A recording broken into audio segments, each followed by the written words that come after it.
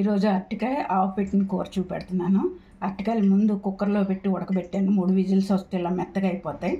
దాంట్లోకి ఆవాలు, పసుపు, ఎండుమిర్చి, అల్లం, చింతపండు, కొంచెం ఇంగువ, బెల్లం, ఉప్పు కూడా వేసుకోవాలి, చూపెడతాను రుబ్బేటప్పుడు. తాలింపుకేమో వెల్లుల్లిపాయ, ఎండుమిర్చి, పచ్చిమిర్చి, ఉల్లిపాయ, తాలింపు గింజలు, జీలకర్ర, ఆవాలు, శనగపప్పు, మినపప్పు. ఇప్పుడు మిక్సీకి ఏమేమి వేసుకోవాలో చూపెడతాను. ఇవన్నీ వేసేసుకోవాలి. పొడిగా కొట్టుకుంటేనే బాగుంటుంది, కొంచెం కూర ముద్దవకుండా ఉంటుంది. నీళ్ళు వేసి కొట్టుకుంటే బెల్లం వేసుకుంటున్నాను.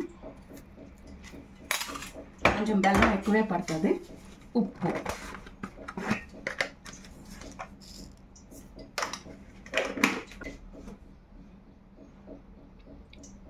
నూనె వేసి కొడతాను నేను, నీళ్ళు వేయను, కొంచెం ముద్దగా ఉంటుంది. ఇది గానుగ నూనె. ఈ కూరలో గానుగ నూనె అయితేనే బాగుంటుంది. కొట్టాను, మిక్సీలో కొడితే ఇలా వస్తుంది. దీన్ని ఏమో దీంట్లో కలిపేసుకోవాలి. ఈ లోపల పోపు పెట్టుకుందాం. ముందు పోపు సమానం వేసుకుంటున్నాను. ఆవాలు, జీలకర్ర, శనగపప్పు, మినపప్పు.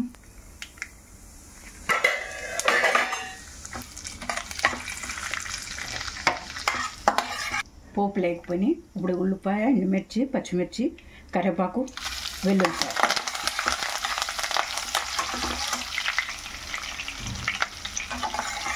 వేగాక కలిపేసుకున్నాం. పోపు వేగిపోయింది. ఇందాక మిక్సీ పిండి అన్నీ కలిపేసాను.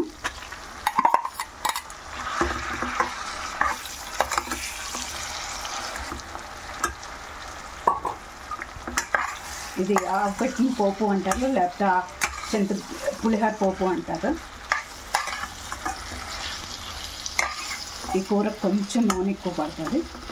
బెల్లం కంపల్సరీ వేసుకోవాలి. అల్లం ఒకటి రుబ్బేటప్పుడు, చింతపండు, అల్లం.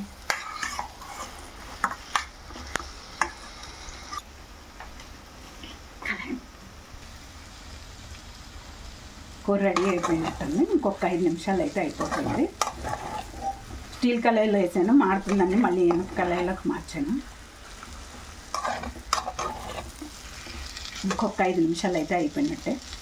ఉప్పు అన్నీ చూసుకోవాలి.